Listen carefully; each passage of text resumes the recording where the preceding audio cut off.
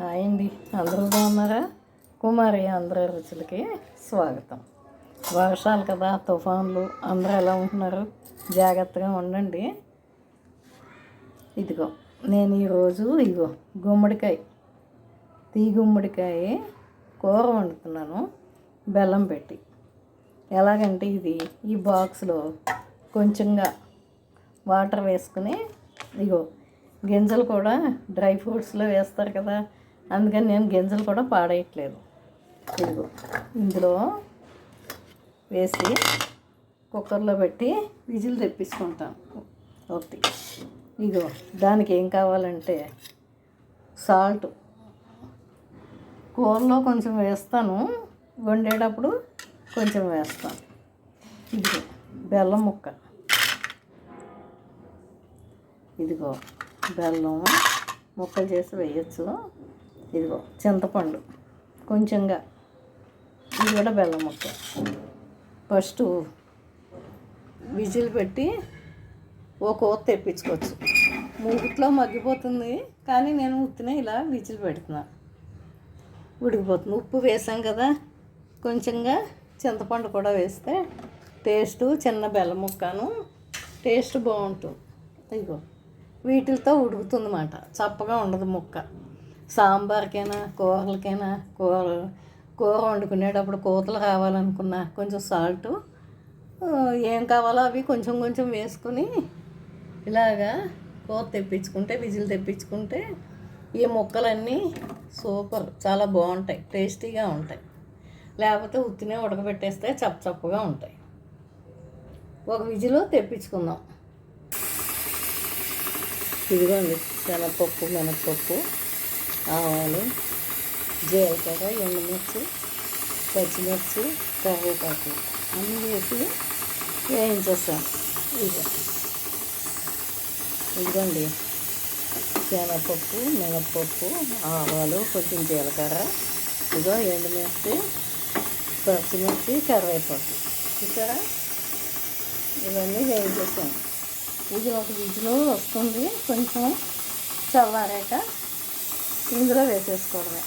వేసుకుని తగినంత ఉప్పు, పసుపు, చింతపండు రసం, అందులో కొంచెం చింతపండు వేసాను కదా,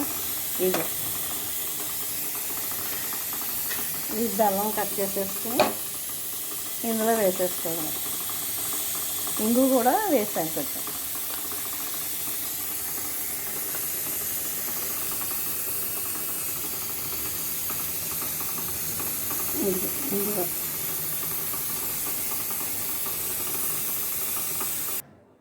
ఇదిగోండి తీస్తున్నాను కుక్కర్. ఉడికిపోయాయి అంటే ఎలాగంటే ఇలా నలిపి చూస్తే చితికిపోయింది, వేడిగా ఉంది, కానీ ఇలా నలిపి చూస్తే చితికిపోతుంది అన్నమాట, మెత్తగా అయిపోతుంది. అది ఉడికిపోయినట్టు లెక్క మనకి. స్టవ్ వెలిగించుకుందాం. పోపు ఏం చేసుకున్నాం కదా ఆల్రెడీ. ఈ వాటర్ వేస్ట్ అవ్వకూడదు, వాటర్ ఉన్నా కూడా ఉడికిపోతుంది. ఇలాగే వేస్ట్ చేసుకోకూడదు, విటమిన్స్ అన్నీ పోతాయి. గుమ్మడికాయ కూడా చాలా విటమిన్స్ ఉంటాయిట. డాక్టర్స్ అందరూ కూడా ఇది కూడా తినమని బాగా చెప్తున్నారు. ఇందాక చూపించాను కదా, కప్పులో బెల్లం, చింతపండు, ఉప్పు అన్నీ వేసేసుకున్నాను, పసుపు అన్నీ వేసేసుకున్నాను. ఇవన్నీ ఇలా మగ్గితే తీసేయడమే. ఇందులో చాలా విటమిన్స్ ఉంటాయిట, పొటాషియం అవి కూడా ఉంటాయిట.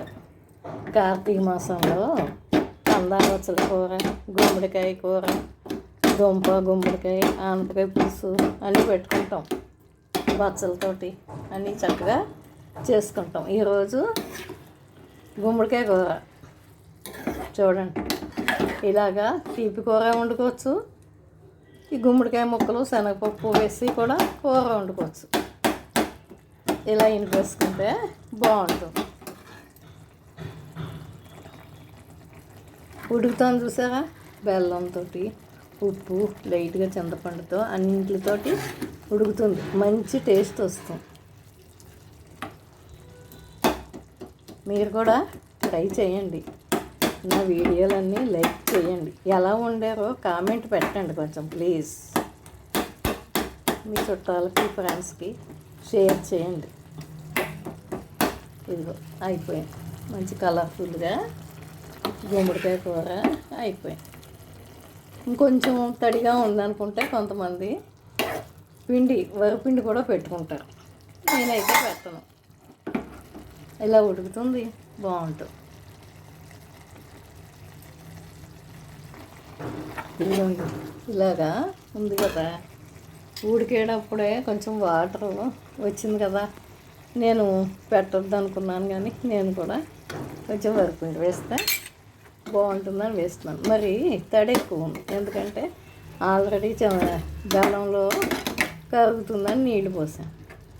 గుమ్మడికాయలో కూడా నీళ్ళు ఉండిపోయాయి కదా, అది వేస్ట్గా పారపోసేస్తే విటమిన్స్ అన్నీ పోతాయి. అందుకే కొంచెంగానే వాటర్ వేసుకుని ఉడకబెట్టుకోవాలి. అలా ఎక్కువ ఉన్నా ఇలా కూరలోనే వేసేసుకోవాలి, కానీ పారపోసేయకూడదు, అన్ని విటమిన్స్ పోతాయి.